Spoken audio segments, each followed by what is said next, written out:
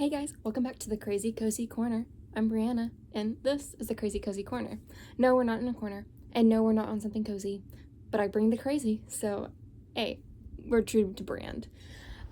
So for this year, I wanted to try something different, something new, since this is my first, new year for this channel. So I was thinking that I'm gonna do the book A to Z challenge, but I'm gonna review the books that I'm doing.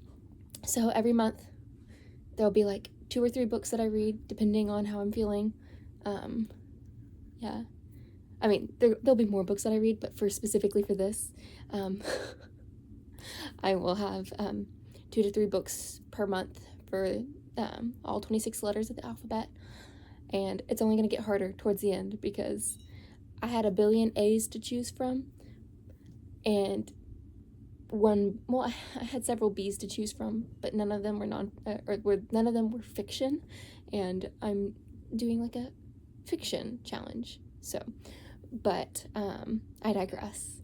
The only rule of this ABC A to Z challenge is gonna be that I cannot, if I read one book in a series, another one in that series cannot count. So there's no series allowed to take up multiple letters, and we'll see how hard pressed I am on this one, but maybe no repeating authors, which I don't think will be very difficult, but I will have to see, but we'll see. So yeah, welcome to the first month. Let's get on with the video.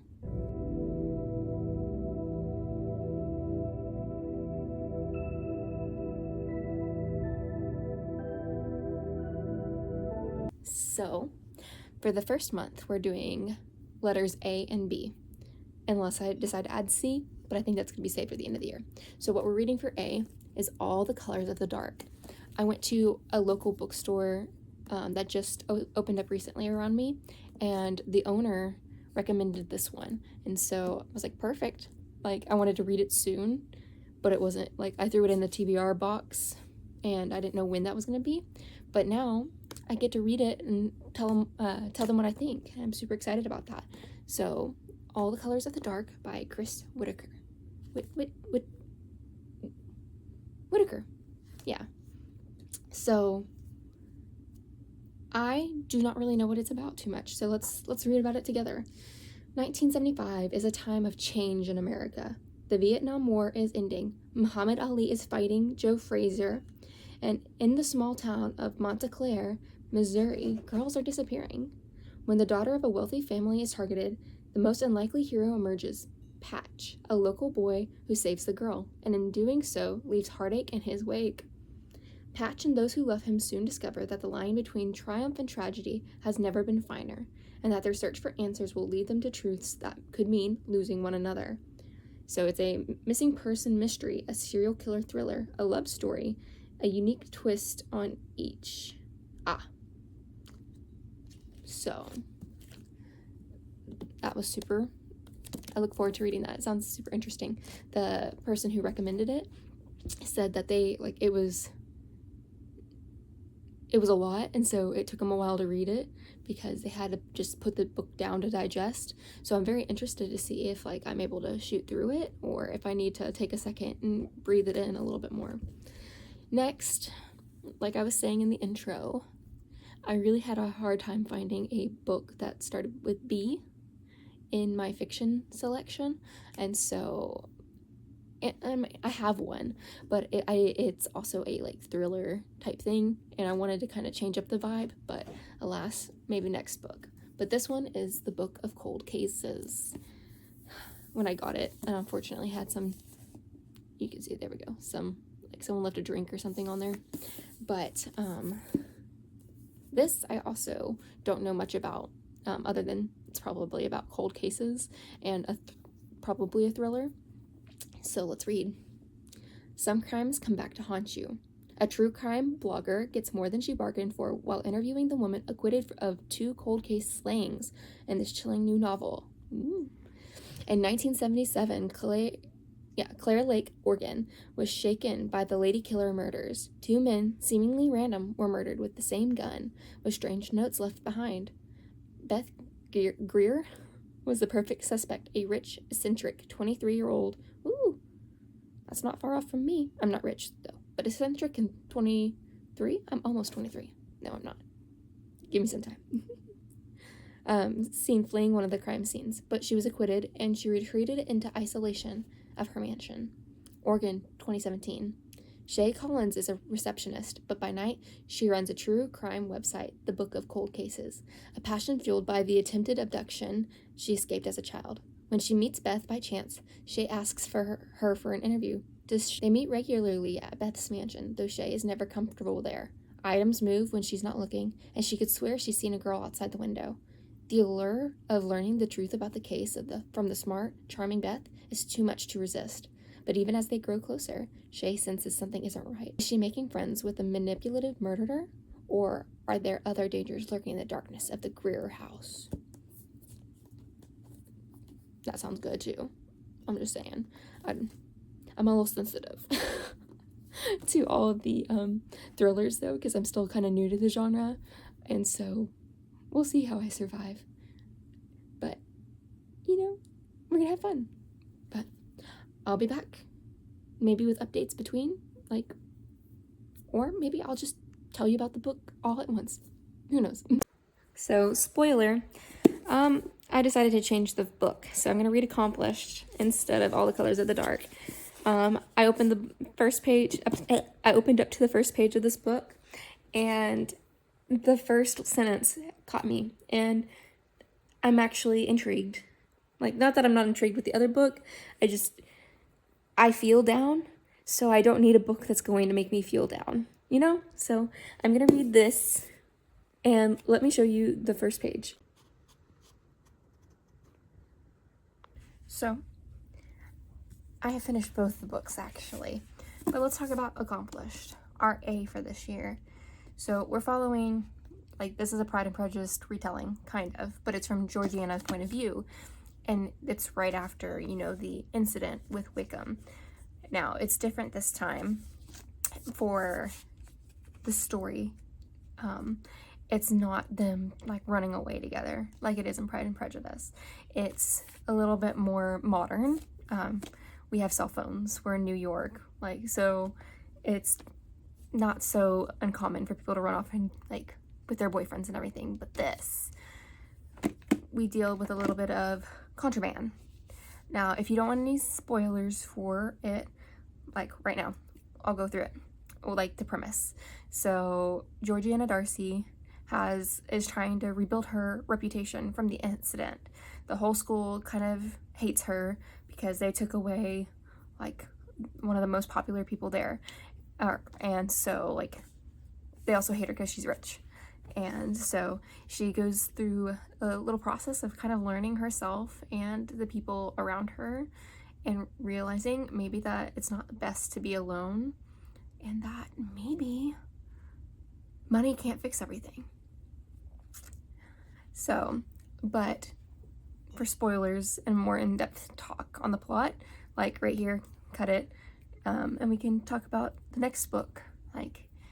I don't know how to do timestamps, so skip at your own risk. But so we start off the book, and I showed you the first sentence, it had me, and the book itself is okay. Did I give it 4 stars? Yes. It's because it helped me get out of a pretty deep slump, which for most people, a week of not reading isn't a big deal, but I had no desire to do anything. So the fact that the first sentence caught me and made me want to read again, and I was actually able to read another book after, was pretty cool. And so is it warranting a 4-star? No.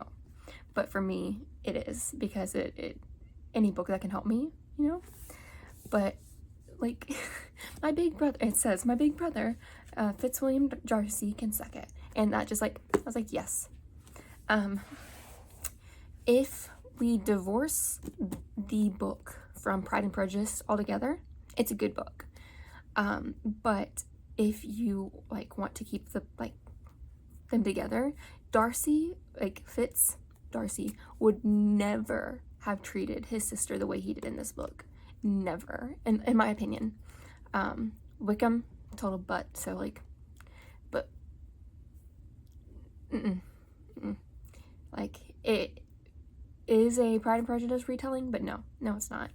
He would never. He doted on his sister in the Pride and Prejudice.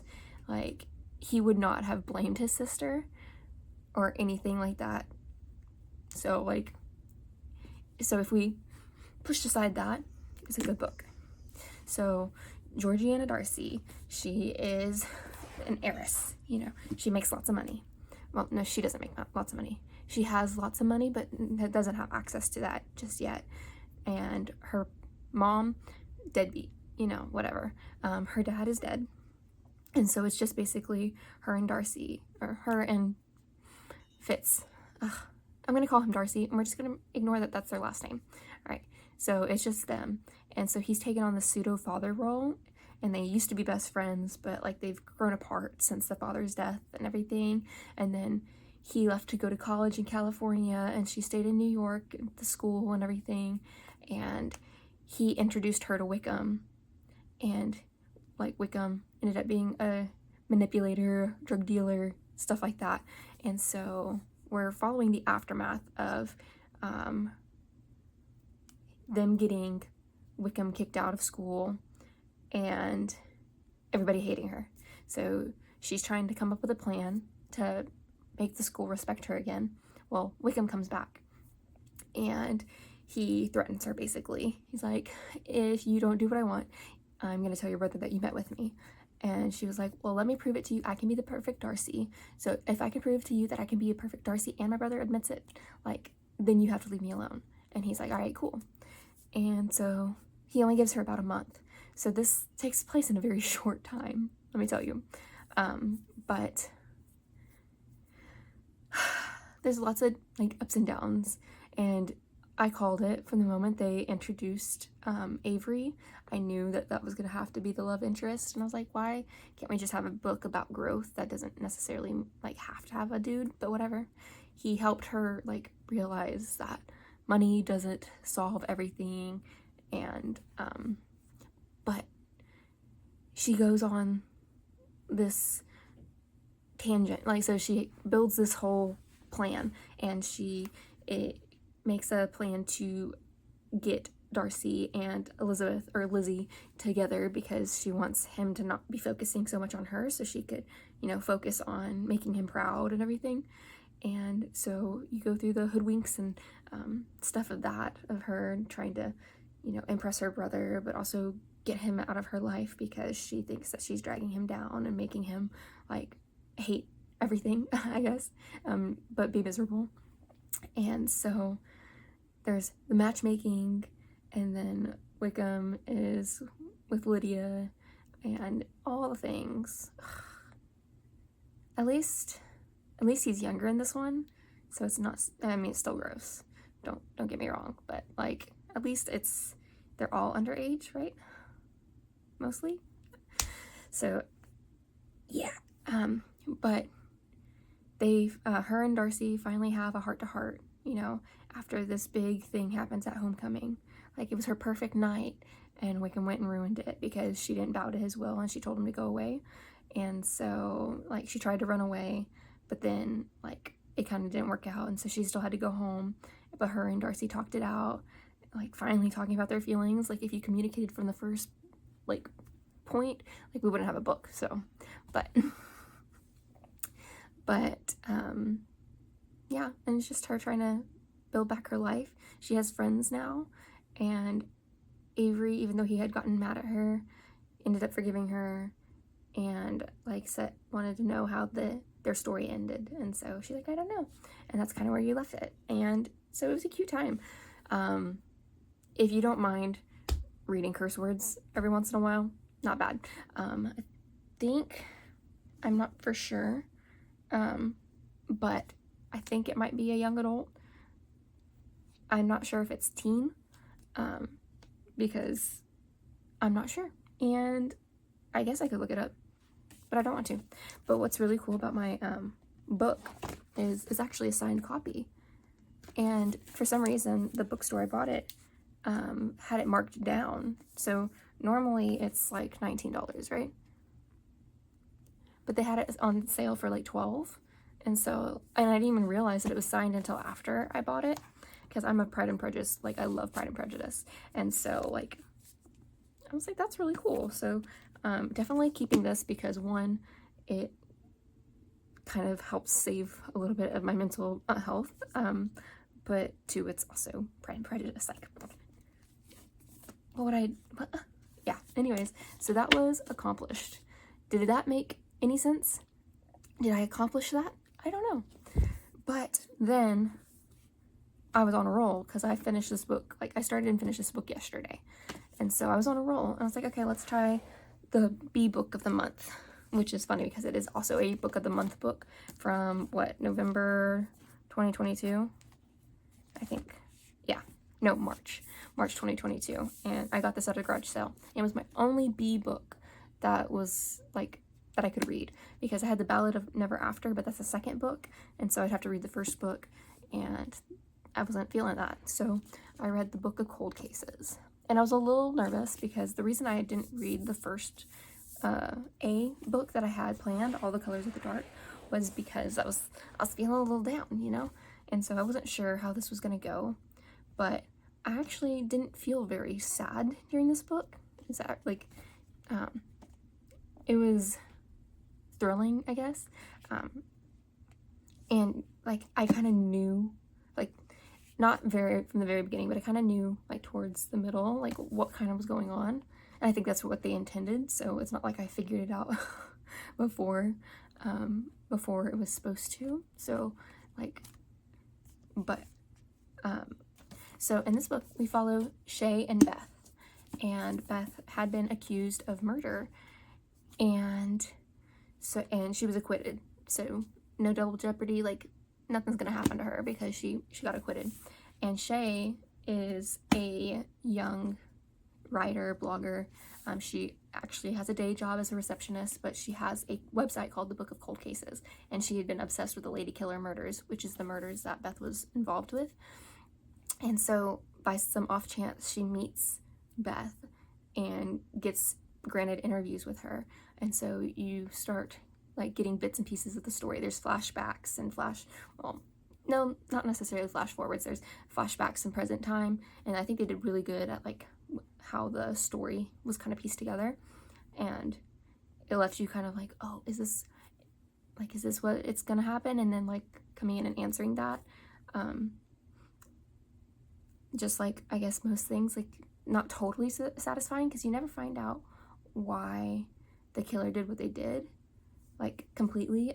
And it was meant that way because they even asked, like Shay even asked the killer, and they're like, I just did it because I wanted to. And so it's like we all want to like I want to deep psychoanalyze like why, but unfortunately we do not get that. But I liked the ending. Yeah, spoilers from here on out. So Shay meets Beth at the doctor's office that she works, and so she follows her to this park, and Beth is like, what's going on? Like, why are you following me? And she's like, I want to interview you, basically. Cut to the chase. And so Beth allows it, and she starts feeding like breadcrumbs and allowing her to meet with certain people with her influence and stuff like that to get more information on the murders. And so Beth has a half-sister named Lily who may have been born with a mental illness, or the way she was raised and kind of abandoned and stuff like that could have played a big role in how she ended up the way she was. But she was very cold and calculating from the moment we met her in the book. And Beth was scared of her. And Lily ended up kind of not having really a conscience. And she killed many people. But she wanted, I guess, to see if her sister would cover for her. And Beth did. And, you know, that's really sad. because she was terrified of her sister, but she also loved her sister. I don't even know where I was going. Anyways, we find out that Lily is Beth's half-sister, and she had been committing murders, and her sister Beth knew it was Lily, and so she was trying to find her sister, but unfortunately stumbled across the second murder happening, and so someone saw her, and so that's why her name got dragged into all of the mess that was that murder trial. And she got tried and was acquitted, and they didn't have any hard evidence. It was only circumstantial, and there wasn't like any like physical evidence at all. And so Shay is getting kind of tossed around, and we find out that Shay was a near murder victim. She was kidnapped and almost raped and murdered, but she was able to escape the car because he was going slow enough and run and hide. And so for a long time, as 20 years, she wasn't comfortable getting in cars or being in cars, or like she became a little bit paranoid about her surroundings. Like, I don't blame her. Like, that's a really hard thing to kind of live through. So I'm like, no judgment at all. And she works with this guy named Michael, but she hadn't met him, but she does meet him in the book, and he turns out to be a hottie, and so like she falls in love, obviously, but he understands her. But it was a really good book. I really enjoyed it. There was like twists and turns, so there was like, it's like thriller, serial killers, but it's also like supernatural, because Beth's mom's ghost and Lily have basically been haunting the mansion since their death, and it hasn't been great for Beth. And she's lived there like 40 years with it like that, because the week after she was acquitted, she killed her sister to keep her sister from killing more people. And thankfully, she's dying, Beth, because she has an aneurysm, so it could like ticking time bomb, you know. And her sister's body was discovered, so she wanted the truth to come out, but she also didn't want to face any more of the consequences, because she felt like she like paid her penance. And you know, I'm not sure I'm making any sense, but that was the Book of Cold Cases, and there's a happy ending, because you know, Beth got the truth out, and she got to die before like becoming an actual murderer. And Shay was able to start trusting people and driving a vehicle and being around others and being more present for her sister, and being in a relationship with Michael, and having her own podcast, and just a lot of things that probably wouldn't have happened if, you know, she had never met Beth. And so it was a really happy ending, which is usually not the case for books like this, I suppose. But I think because of the state of mind I've been in, a good ending with like some mystery is okay. But yeah, so that was books, let's see, it would be this way, huh? A and B for the ABC challenge. Next video, or maybe I'll make it on my computer, I'll have like a little graphic of the books, like the book titles on top of the letters and everything. But yeah, that was accomplished, and the Book of Cold Cases, I guess I should say their names. Accomplished by Amanda Quian, I think. And then the Book of Cold Cases by Simone St. James. Simone St. James. Thank you so much for watching. I hope you had a good time. I hope I made a little bit of sense, but if not, I'm working on it, I guess. But again, thank you for watching. I enjoyed my time with you. Like, subscribe, share, ring the notification bell, comment. Comment on if you've read either of these books, or if you're interested in reading any of these books, or anything. Comment cow, like my cow slippers. Yeah. See you in the next. Bye.